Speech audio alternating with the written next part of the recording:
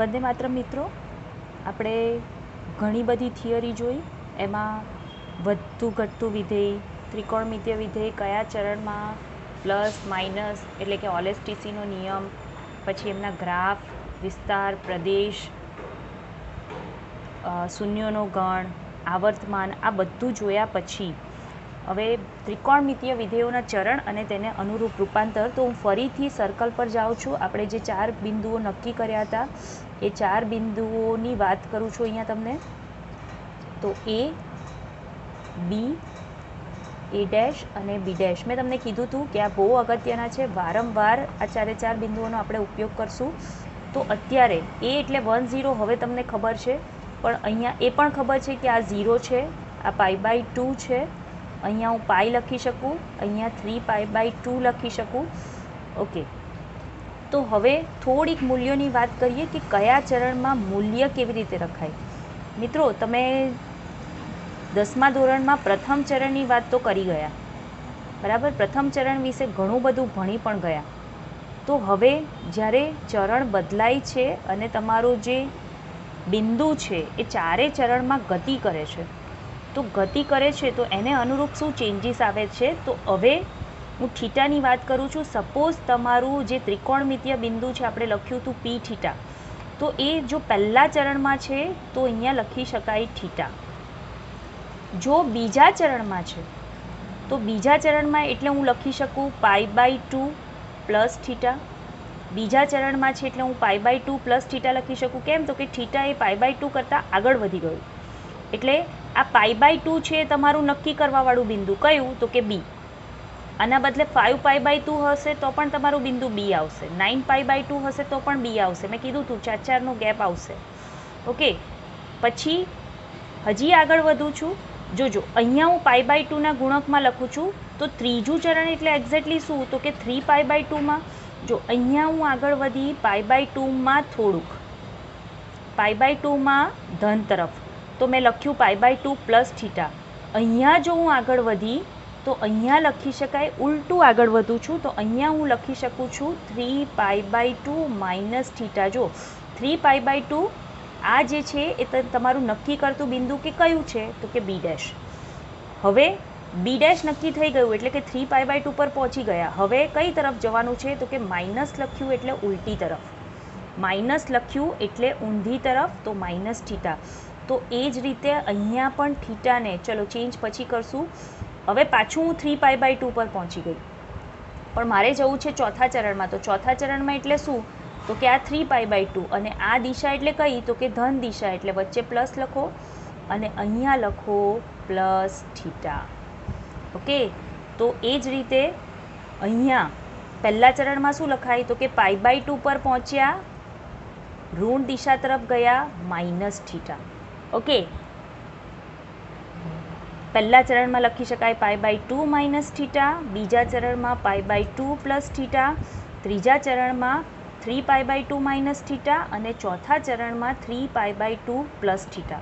Okay, આનો ઉપયોગ કરશું, આનો પણ ઉપયોગ કરશું. પહેલા ચરણમાં જો 0થી આગળ વધું છું તો હું 0 પ્લસ થીટા લખું એટલે થીટા લખાય. હવે π/2નો ઉપયોગ નથી કરતી. અહીંયા મેં π/2ના ગુણક લીધા. તમે જાણો છો કે π/2 90 માઇનસ હોય તો સાઇન કોસમાં ફેરવાય, સાઇન કોસમાં ફેરવાય, કોસ સાઇનમાં ફેરવાય. ચલો એની વાત પછી કરીએ.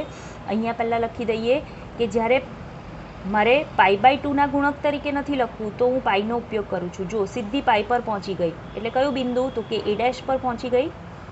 એ ડેશમાંથી ઉપર ગઈ ઉલટી દિશામાં એટલે માઇનસ થીટા. ઊંધા જાઓ છો તો અહીંયા માઇનસ લખવાનું, થીટા. સીધા જાઓ છો તો પાઈ પ્લસ થીટા. ઓકે, જ્યારે હું પાઈ માઇનસ કે પાઈ પ્લસમાં લખું છું અથવા ફક્ત થીટા અને ચોથા ચરણમાં જો 0થી ઉલટી તરફ જાઉં છું, ઋણ તરફ, તો અહીંયા લખાશે માઇનસ થીટા. તમે એને 0 માઇનસ થીટા પણ લખી શકો, કોઈ વાંધો નથી. અહીંયા જે રીતે 0 પ્લસ થીટા લખી શકો એ રીતે 0 માઇનસ થીટા પણ લખી શકો. સરવાળે લખાશે માઇનસ થીટા.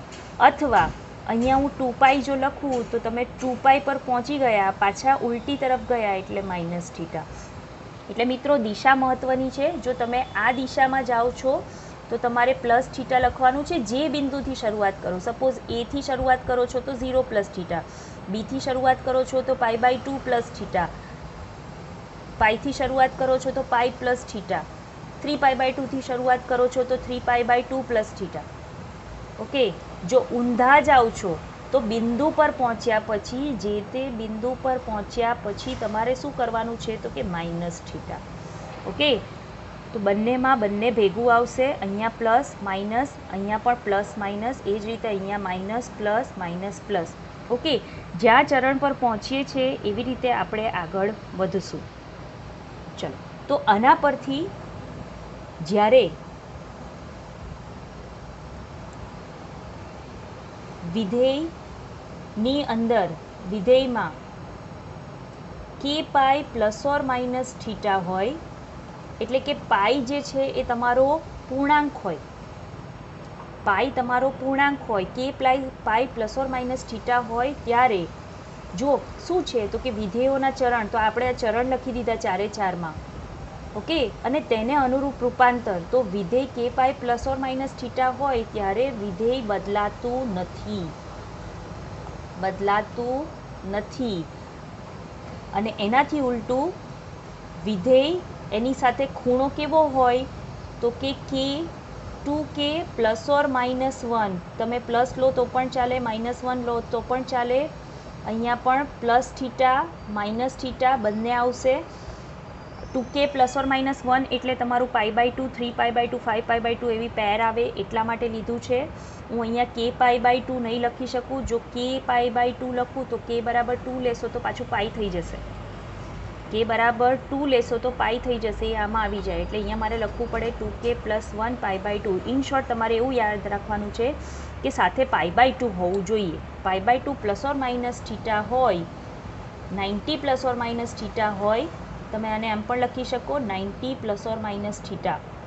પણ યાદ તમારે આ રાખવાનું છે, કારણ કે દાખલામાં આપણે આનો ઉપયોગ કરશું. ત્યારે વિધેયનું રૂપાંતર થાય છે. કઈ રીતે થાય છે? આ રીતે સાઇન અને કોસ એકબીજામાં ફેરવાય, સાઇન અને કોસ એકબીજામાં, ટેન અને કોટ એકબીજામાં, અને સેક અને કોસેક એકબીજામાં રૂપાંતર થાય છે. એટલે કે સાઇન હોય તો કોસ, કોસ હોય તો સાઇન, ટેન હોય તો કોટ, કોટ હોય તો ટેન, સેક હોય તો કોસેક, અને કોસેક હોય તો સેક. મિત્રો, આનો ઉપયોગ તમે 10મા ધોરણમાં કરી ગયા છો, પણ ફક્ત અને ફક્ત 90 માઇનસ થીટા માટે, માત્ર આના માટે, પહેલા ચરણમાં π/2 માઇનસ થીટા, આ જે મેં લખ્યું છે એના માટે. ઓકે, તો હવે આપણે ચારે ચાર ચરણમાં વાપરશું, આ બંનેનો ઉપયોગ કરશું. તો થોડાક ઉદાહરણ લઈ લઈએ, થોડાક પાઈવાળા લઈએ, થોડાક π/2 વાળા લઈએ. As for example, number 1 sine, અહીંયા કે પાઈવાળા લઉં છું પ્લસ ઓર માઇનસ થીટા, અને અહીંયા લઉં છું 2k plus 1 π/2 plus or minus theta. Okay, sine 2π plus theta. તો ફરીથી કહું છું કે આ 2π એટલે નક્કી કરો કયું બિંદુ, 2π એટલે કયું બિંદુ, A, B, A' અને B'. તો 2π એટલે મારું એ બિંદુ. ચલો, એ બિંદુ પર પહોંચી ગયા. હવે શું કરવાનું છે? જો અહીંયા નાની આકૃતિ દોરું છું, 2π એટલે અહીંયા એ બિંદુ પર પહોંચી ગયા. હવે શું કરવાનું છે તો કે પ્લસ એટલે ધન તરફ, એટલે પહેલા ચરણમાં સાઇન કેવું તો કે ધન, તો લખી દો સાઇન થીટા. કેમ તો કે kπના ગુણક હોય, kπ plus or minus theta હોય ત્યારે વિધેય બદલાતું નથી, એટલે લખાશે પ્લસ સાઇન થીટા. ઓકે, ચલો ત્યાર પછી બીજું લખું છું સાઇન પાઈ માઇનસ થીટા. ચલો આની સાથે તમને આ પણ યાદ હોવું જોઈએ, all STC, sign pi minus theta. તો પાઈ એટલે કયું બિંદુ તો કે પાઈ એટલે અહીંયા આવે A' પર. ચલો A' પર પહોંચી ગયા. હવે શું કરવાનું છે તો કે ઋણ તરફ એટલે ઉપર તરફ આગળ વધો. તો બીજું ચરણ આવશે. બીજા ચરણમાં સાઇન કેવું ધન, તો અહીંયા આવશે સાઇન થીટા. મિત્રો, આ વસ્તુ બહુ ધ્યાનથી જોજો, વારે ઘડીએ જોજો. ચલો હવે જઈએ છે કોસ, પાઈ પ્લસ થીટા પર.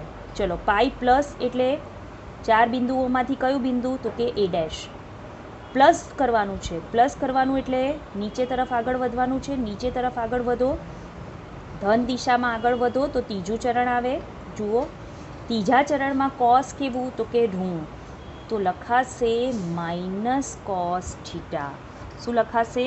Minus cos theta. ચલો ચોથું લઈ લો tan 4 પાઈ માઇનસ થીટા.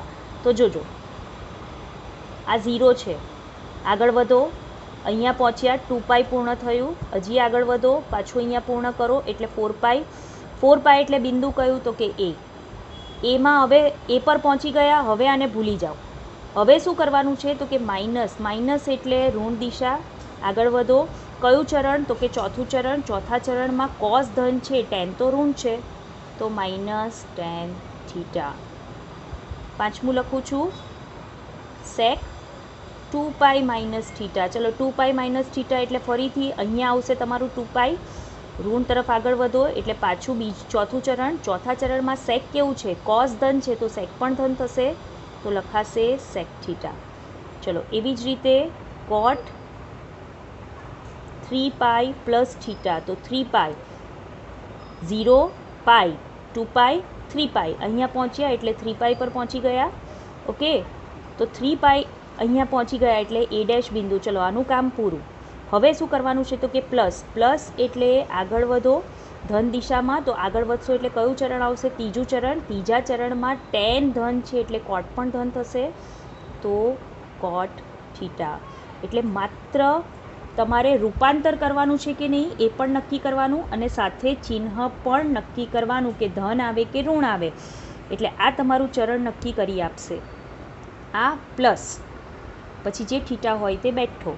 તે જ રીતે કોસેક બાકી છે, તો કોસેક પાઈ પ્લસ થીટા, ફરીથી 0 પાઈ. ઓકે, પાઈ પર પહોંચી ગયા, પ્લસ જવાનું છે એટલે આગળ વધો ત્રીજા ચરણમાં. ત્રીજા ચરણમાં tan અને કોટ ધન છે, કોસેક ઋણ છે, તો માઇનસ કોસેક થીટા. હવે આવીએ 2k pi 2k plus 1 plus or minus pi by 2 પર. જોજો હવે સેમ વસ્તુ લઉં છું, ખાલી તમારા જે બિંદુ છે એ બદલી નાખું છું. સપોઝ અહીંયા મેં કરી નાખ્યું 3 pi by 2 plus theta. Okay, તો 3 પાઈ બાય 2 પ્લસ થીટા એટલે કયું બિંદુ? જો આ 0, આ પાઈ 0 પાઈ બાય 2 પાઈ અને 3 પાઈ બાય 2. 3 પાઈ બાય 2 એટલે તમારું આ બિંદુ, પ્લસ છે એટલે ધન દિશામાં આગળ વધો. ચોથું ચરણ આવશે. જુઓ, ચોથા ચરણમાં પહોંચી ગયા, તો ચોથા ચરણમાં સાઇન કેવું છે તો કે ઋણ છે. ચિહ્ન આ વિધેયનું જોવાનું છે, જે પાઈ બાય 2 સાથે જોડાયેલું છે એનું ચિહ્ન જોવાશે. તો ચોથા ચરણમાં સાઇન કેવું તો કે ઋણ, તો લખાશે માઇનસ સાઇનનું રૂપાંતર કોસમાં. ક્યારે? તો કે પાઈ બાય 2ના ગુણક હોય ત્યારે વિધેયનું રૂપાંતર થાય, એટલે સાઇનનું રૂપાંતર કોસમાં. કોસ ચોથા ચરણમાં ધન હોવા છતાં આ કિંમત ઋણ મળશે, કારણ કે સાઇન ઋણ છે. ચલો tan pi by 2 plus theta, pi by 2 plus theta, pi by 2 અહીંયા પ્લસ એટલે બીજું ચરણ, પ્લસ એટલે બીજું ચરણ. પહેલાં તો ટેનનું રૂપાંતર થશે કોટ થીટામાં, બીજા ચરણમાં tan કેવું તો કે ઋણ, તો માઇનસ. તમે આવી રીતે પ્રેક્ટિસ માટે ઘણા બધા સમ્સ કરી શકો. ચલો cos 3 pi by 2, 3 pi by 2 એટલે આ બિંદુ તમારું. જો પાઈ અને 2 પાઈ અને 0 હશે, પાઈના ગુણક હશે તો તમારા એ અને એ ડેશ બિંદુ આવશે, પાઈ બાય 2 હશે તો તમારા બી અને બી ડેશ આવશે. ઓકે, 3 પાઈ બાય 2 છે, 3 પાઈ બાય 2 એટલે બી ડેશ. બી ડેશમાં પાછું જવાનું છે, માઇનસ છે એટલે ઋણ તરફ જાઓ, તો ત્રીજું ચરણ આવે. ત્રીજા ચરણમાં કોસ કેવું? ઋણ. કોસનું રૂપાંતર શેમાં થશે તો કે સાઇનમાં, તો અહીંયા લખાશે સાઇન થીટા. મિત્રો એમ તો આ ભાગ તમારો આના પછી છે, એક્સરસાઇઝ 3.2 પછી, પણ આપણે થોડો ઘણો ઉપયોગ કરશું એનો પાછળના જે દાખલા છે 6 થી 10માં, એટલા માટે હું પહેલાં કરાવું છું. સેક પાઈ બાય 2 પ્લસ થીટા. ચલો સેકનું પહેલાં તો રૂપાંતર થઈ જશે કોસેકમાં, કોસેક થીટા લખી દીધું. ચલો પાઈ બાય 2 એટલે કયું બિંદુ તો કે બી. ધન તરફ આગળ વધો એટલે બીજું ચરણ, બીજા ચરણમાં સેક ઋણ માઇનસ થઈ ગયું ફટાફટ. ઓકે, કારણ કે આ એક ભાગ નહીં, દાખલાનો એક ભાગ પણ નથી, એક સ્ટેપમાં અનેક વખત કરવાનું છે. ઓકે, તમે એક્સરસાઇઝ 3.3 જોશો ને તો એક જ દાખલામાં એક જ રકમમાં આ બધાનું મિક્સચર તમને આપ્યું હશે. કોસેક 3π/2 માઇનસ થીટા, ચલો 3π/2 ને હું 7π/2 કરી નાખું છું. તો ચલો જોઈએ, π/2 3π/2, 5π/2 7π/2. તો 7π/2 એટલે અહીંયા આવ્યા. હવે શું કરવાનું છે? માઇનસ કરો એટલે પાછા. તો 3 ચરણ. મિત્રો, કિંમત આપણી પાસે બહુ લિમિટેડ છે, 4 જ ચરણ છે. તો ખાલી તમે આટલું ધ્યાન રાખશો ને તો આ બધા જ થઈ જશે, ગમે તે આપ્યા હોય. ઓકે, અને આ કદાચ ધ્યાન ના રહે ને તો પણ તમને આ ધ્યાન રહેવું જોઈએ કે 7π/2 છે તો ક્યાં આવશે? તો કે અહીંયા આવશે. ઋણ તરફ જાઓ એટલે ત્રીજું ચરણ. ત્રીજા ચરણમાં કોસેક કેવું? તો કે ઋણ. કોસેકનું રૂપાંતર શેમાં થશે? તો કે સેકમાં. તો લખાશે સેક થીટા. ઓકે, આ પ્રેક્ટિસ કરજો.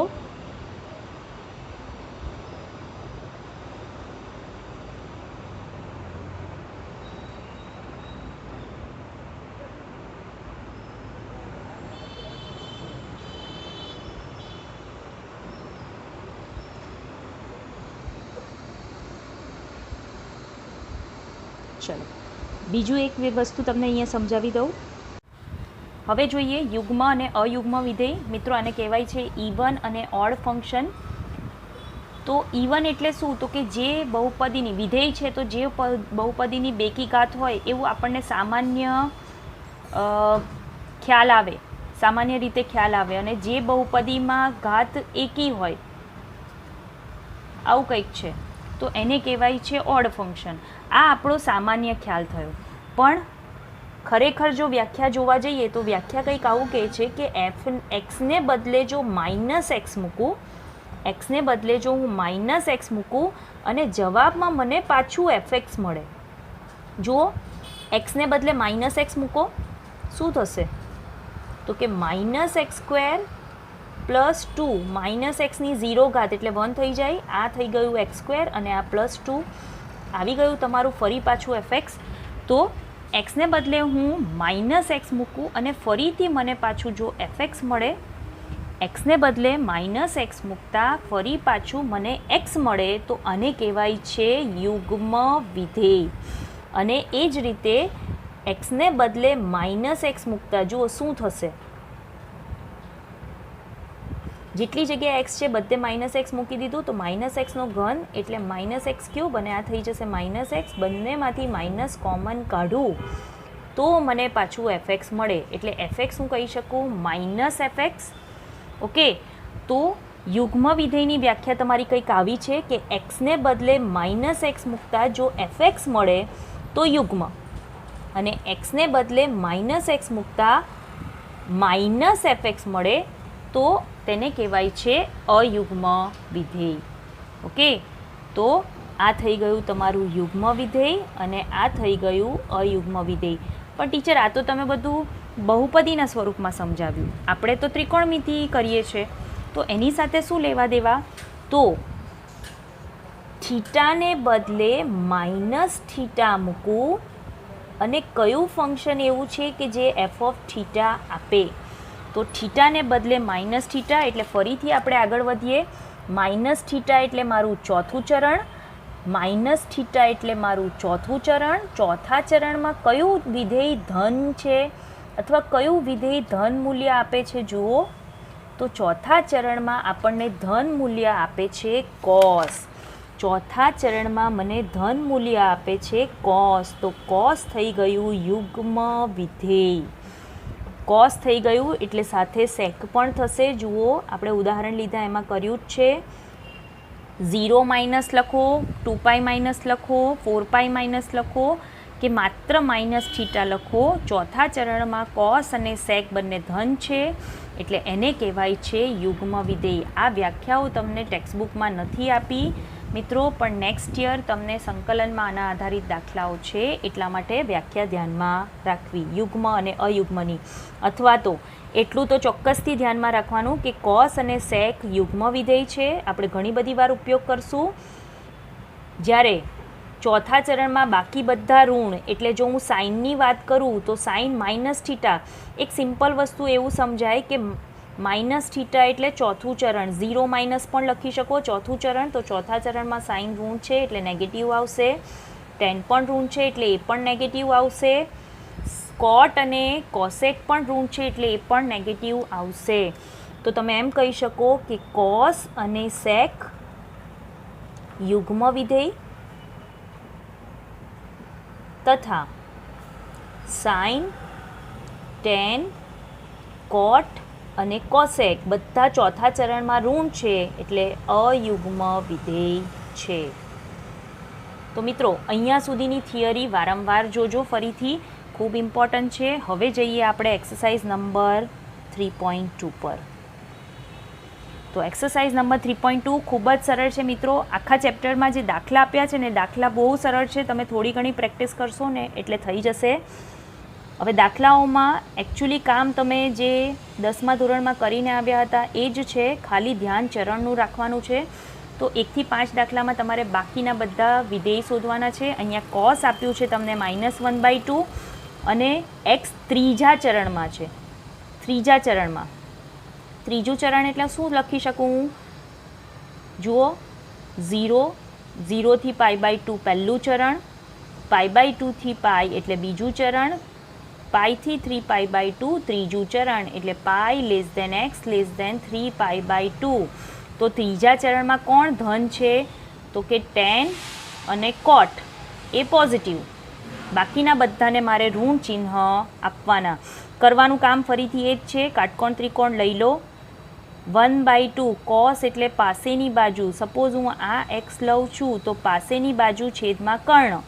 તો હવે મારે સામેની બાજુ શોધવાની. તો સામેની બાજુ એટલે શું થશે? તો કે એક વખત હું કાટકોણ ત્રિકોણ લઈને બતાવું છું, બાકી બધામાં તમે જાતે આવી રીતે ડાયરેક્ટ કરતા જાતે શીખશો. Okay, AC² = AB² + BC². મિત્રો જ્યારે પણ કર્ણ આપ્યો હોય, એક બાજુ શોધવાની હોય તો પહેલાં કરી નાખો કર્ણનો વર્ગ, અને જે બાજુ શોધવાની છે અથવા જે બાજુ તમને આપી છે એમાંથી સબટ્રેક્ટ કરો. એટલે AB² શું થશે તમારું? તો કે 4 - 1. મેં શું કર્યું? તો કે આનો વર્ગ -1નો વર્ગ.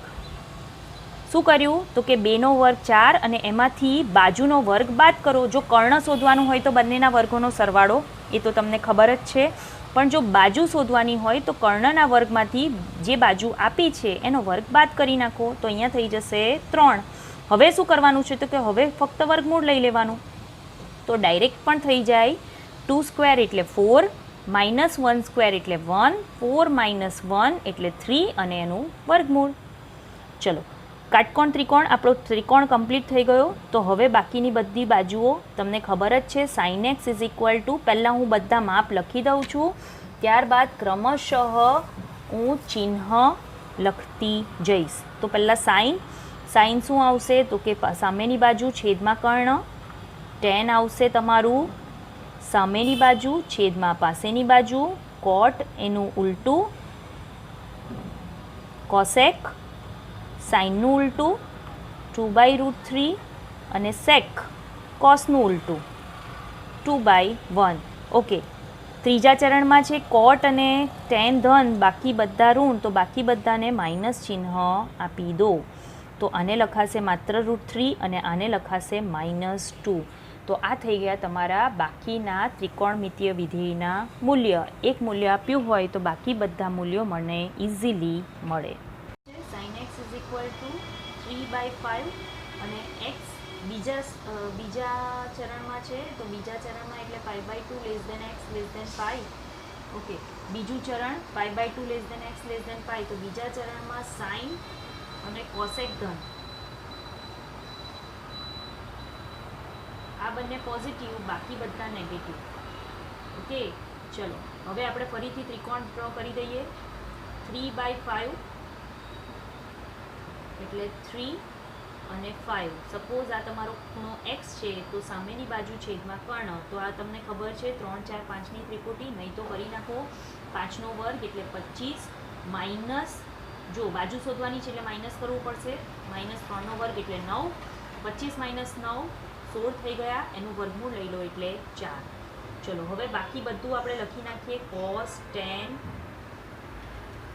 cot, sec અને cosec. cos થશે તમારું 4/5. પહેલાં મૂલ્યો લખી નાખીએ, પછી આપણે મૂલ્ય ચિહ્નો મૂકશું. cot એટલે ટેનનું વિરોધી, ટેનનું વ્યસ્ત, cosનું વ્યસ્ત sec 5/4 અને cosec એટલે સાઇનનું વ્યસ્ત તો 5/3. ચલો સાઇન અને cosec પોઝિટિવ, બાકી બધા નેગેટિવ, એટલે અહીંયા ઋણ, અહીંયા ઋણ, અહીંયા ઋણ અને આ પણ ઋણ. સાઇન અને cosec પોઝિટિવ. સાઇન તમને પોઝિટિવ આપ્યું છે અને બાકી તમને પોઝિટિવ મળશે. ઓકે, ત્રીજું છે cot x = 3/4. તો મિત્રો આનું ઉલટું જ છે, તો એ તમે જાતે કરી શકશો. હું કરાવું છું તમને પ્રશ્ન નંબર 4. 3 અને 5 તમે જાતે કરી શકશો. sec x = 13/5. x lies fourth quadrant છે, ચોથા ચરણમાં છે. ચોથું ચરણ એટલે 3π/2 થી. જોજો જ્યારે લખું છું ત્યારે 3π/2 થી 2π લખાય, કારણ કે અસમતા છે. તો 0 કંઈ 3π/2 કરતાં મોટું નથી, એટલે અહીંયા ચોથા ચરણમાં હું 3π/2 x 0 ના લખી શકું, ત્યારે મારે 2π લખવું પડે. ઓકે, ચલો ચોથા ચરણમાં cos અને sec ઘન, બાકી બધા ઋણ. તો sec 13. sec એટલે કર્ણના છેદમાં પાસેની બાજુ, 13/5. તો આ ફરીથી તમારી પાયથાગોરિયન ટ્રિપલેટ છે, 12, 5 અને 13 અથવા 5, 12, 13. બાકી બીજા શોધી નાખો. cos, sin, tan, cot અને cosec.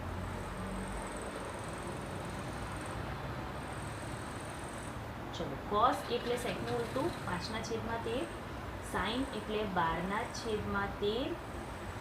tan એટલે 12/5, સામેની બાજુ છેદમાં પાસેની બાજુ. cot એટલે tanનું ઉલટું અને cosec એટલે સાઇનનું ઉલટું. ચલો cos અને sec આ બંને ધન છે, બાકી બધા ઋણ, તો માઇનસ ચિહ્ન બધાને આપી દો. મિત્રો ઉદાહરણમાં પણ તમને આવા દાખલા આપ્યા છે, ઉદાહરણ 6 અને ઉદાહરણ 7.